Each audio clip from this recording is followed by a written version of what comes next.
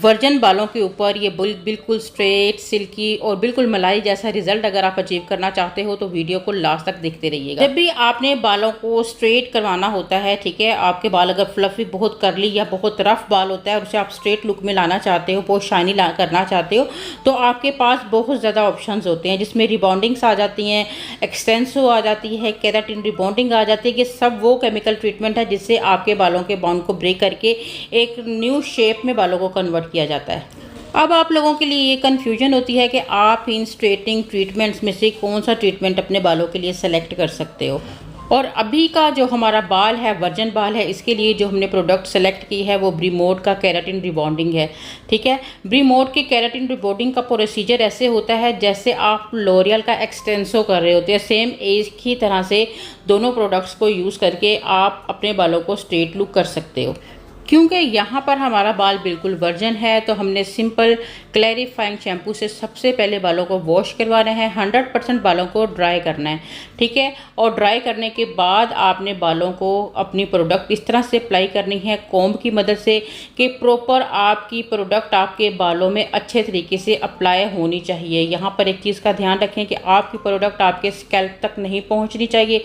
अगर स्कैल्प पर प्रोडक्ट लगेगी तो आपके स्कैल्प से रूट से बाल गिरना शुरू हो जाएंगे और इसका थोड़ा सा साइड इफ़ेक्ट ये भी हो सकता है कि आपकी स्कैल्प के ऊपर इचिंग वगैरह, बर्निंग वगैरह हो सकती है।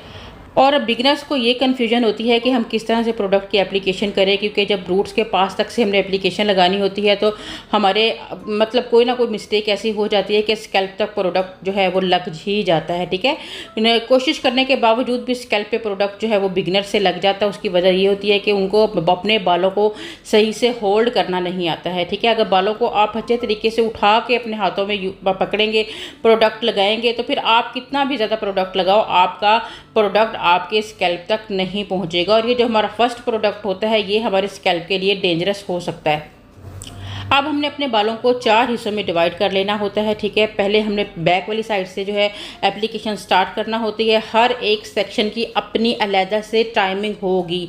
ठीक है, क्योंकि जो हमने पहले इस सेक्शन पर अप्लाई करना शुरू किया है, इसके बाद दूसरे सेक्शन पर अप्लाई करना शुरू करेंगे तो हर एक सेक्शन की टाइमिंग अलग होगी। हर एक सेक्शन पर रिजल्ट डिफरेंट टाइम में आएगा। जिस तरह के आप प्रोडक्ट लगा रहे हो स्टेप बाय स्टेप, इसी तरह से ही बालों की वॉशिंग और रिजल्ट आपको मतलब पता चलेगा। और उसी मतलब के रूटीन से जिस सेक्शन को आपने पहले अप्लाई किया उस सेक्शन का बाउंड जल्दी ब्रेक होगा, उसे आपने पहले वॉश करना है। फिर सेकंड में जिस सेक्शन पर आपने एप्लीकेशन किया फिर उसको वॉशिंग करना है और उसके बाद थर्ड और फिर सबसे लास्ट फोर्थ वाला हिस्सा आपने जो है वो वॉश करना है। और हर एक सेक्शन को आपने बाउंड देख के वॉशिंग करानी है। ये नहीं है कि एक सेक्शन पर आपका रिजल्ट आ गया है तो आपने दूसरे सेक्शन को भी साथ में ही वॉशिंग करवा दी है। नहीं, जिस सेक्शन पर आपका रिजल्ट आ जाएगा उसको आपने वॉश करवा देना है और दूसरे का बाउंड चेक कर लेना है। तो दूसरे में रिजल्ट अभी तक आपको नहीं मिला तो उसमें टाइम ऊपर या नीचे हो सकता है, 2, 4, 5 मिनट जो है वो ऊपर नीचे जा सकते हैं। टाइम वेट करना है आपने और जब दूसरे का टाइम कंप्लीट हो जाता है फिर आपने उसकी वॉशिंग करवानी है और फिर सबसे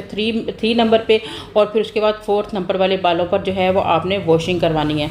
और इसी तरह जब कान के पास के हिस्से पर आपने एप्लीकेशन करना होती है तो उस टाइम में भी आपने बालों को ऊपर उठा लेना होता है। ये ना हो कि आप मतलब एक्सक्यूज़ कर लेंगे जी हमारे कान के ऊपर जो है वो प्रोडक्ट लग गया है क्योंकि कान के बिल्कुल पास प्रोडक्ट लगाना मुश्किल होता है, फिर भी आपने बालों को ऊपर की तरफ उठा के बड़ा केयरफुली तरीके से जो है वो प्रोडक्ट की एप्लीकेशन करनी है। अच्छा, कुछ लोगों को समझ नहीं आती है कि बाउंड ब्रेक किस तरह से होता है, उन्हें समझ ही नहीं आती है। तो उसके लिए आपने एक बाल को जो है वो यहाँ से उठा लेना। कुछ लोग बहुत एक मोटी सी जो है वो लेयर उठा लेते हैं, ऐसा नहीं आपने करना। जस्ट आपने एक बाल ही को उठाना है और एक बाल को आपने ऊपर और नीचे दोनों तरफ से ग्रिप देके खींचना है। अगर बालों का बाउंड ब्रेक नहीं होगा तो ये जल्दी से टूट जाएगा।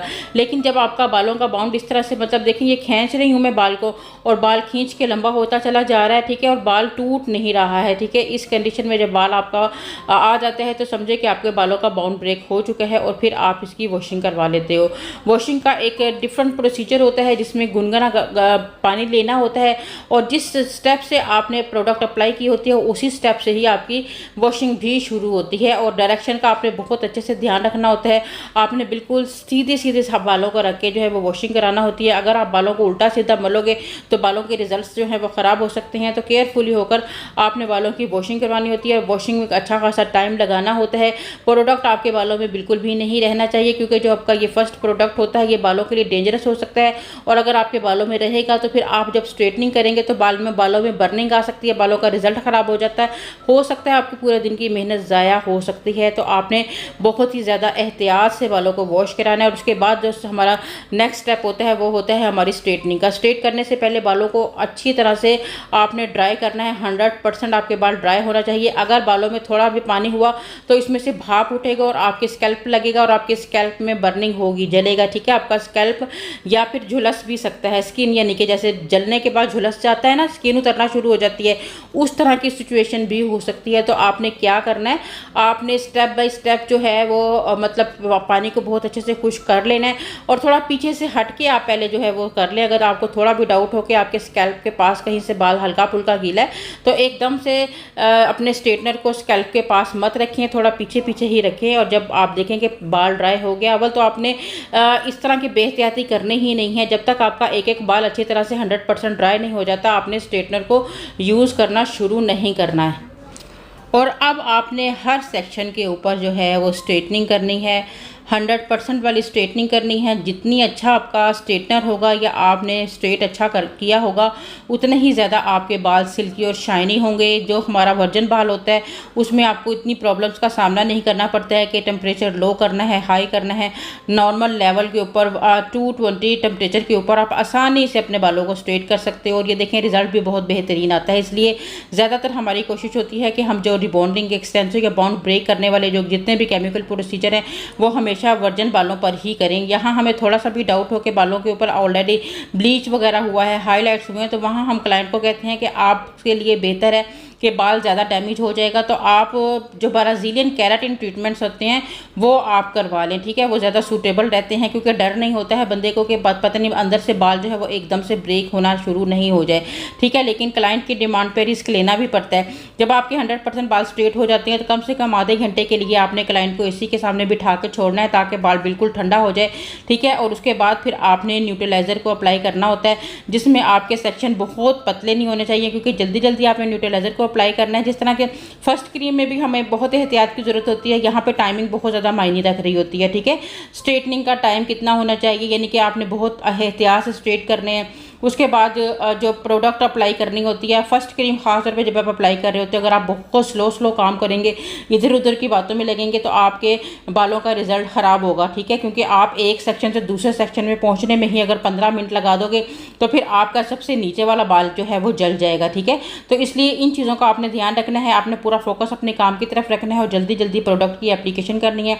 कॉम के और हाथों की मदद से आपने प्रोडक्ट को फैलाना है। बालों की कंडीशन जो है मतलब किस तरह से रखनी है आपने कि वो स्ट्रेट हालत में रहे। खास तौर पे जब आप न्यूट्रलाइज़र अप्लाई कर रहे होते हो तो आपने क्लाइंट की एक मूवमेंट को का बहुत ज़्यादा ध्यान रखना है कि वो अपने सर को बार बार हिलाए नहीं। उनका सर जब एक जगह रहेगा तो आपका रिजल्ट 100% रहेगा। और जो न्यूट्रलाइज़र होता है उसको आपने रूट्स के पास भी अप्लाई कर देना है, ठीक है। जो आपका फर्स्ट क्रीम होता है उस पर थोड़ी आपने एहतियात करनी होती है कि रूट्स के पास नहीं लगे, लेकिन न्यूट्रलाइज़र के लिए इतना मतलब कोई नहीं होता है। आप रूट्स के पास भी इसको अप्लाई करें ताकि रूट्स वाले बाल भी अच्छे तरीके से आपके बिल्कुल बैठ जाए, ठीक है। और यहाँ आपने अपने कॉम की मदद से और नीचे जो लेंथ वाला बाल है उसको भी आपने हाथों की मदद से जो है वो प्रोडक्ट अप्लाई कर देनी होती है, ठीक है। उसके बाद फिर आपने वॉशिंग करवानी होती है। अगेन प्रोडक्ट को तकरीबन हम लोगों ने 15 मिनट रखा, वॉशिंग करवाई और सबसे लास्ट में ये हमारा जो है वो रिज़ल्ट था विदाउट स्ट्रेटनिंग। यहाँ पर स्ट्रेट करना ऑप्शनल होता है, अगर आप चाहो तो एक दफ़ा मोटे मोटे बालों को पकड़ के स्ट्रेट भी कर सकते हो, आपकी अपनी मर्ज़ी है। फाइनल लुक देखिएगा, लाजमी मज़े का प्यारा सा कमेंट करना मत भूलिएगा। इसके साथ ही मुझे इजाज़त दीजिएगा, दुआओं में हमेशा याद रखिएगा। अल्लाह हाफिज़।